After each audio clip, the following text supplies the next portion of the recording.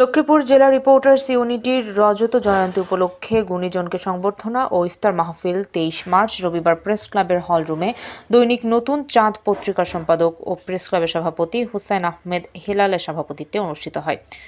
উক্ত অনুষ্ঠানে প্রধান অতিথি ছিলেন জেলা প্রশাসক রাজীব কুমার সরকার, বিশেষ অতিথি ছিলেন জেলা পুলিশ সুপার মোহাম্মদ আখতার হোসেন, জেলা বিএনপি সদস্য সচিব সাহাবউদ্দিন সাবু, জেলা জামায়াতের সেক্রেটারি ফারুক হোসাইন নুরুন নবী, আইনজীবী সমিতির সাবেক সাধারণ সম্পাদক হাফিজ উদ্দিন।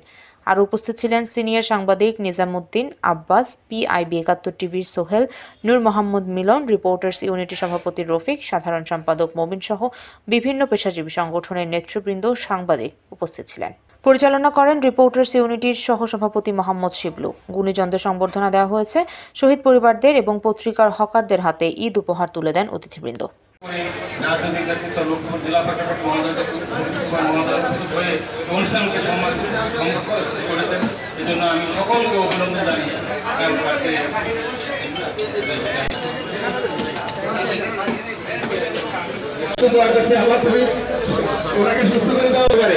সে পাশাপাশি শত ব্যস্ততার মধ্যে তাকে আমরা সরাসরি আমি আমার পার্টির পক্ষ থেকে এখানে আমাদের তারপরে রয়েছে আমাদের একজন নবনির্বাচিত আমাদের আইনজীবী থেকে আমি আমার দলের পক্ষ থেকে পার্টির পক্ষ থেকে ধন্যবাদ জানিয়ে আমি আমার বক্তব্য শেষ করলাম।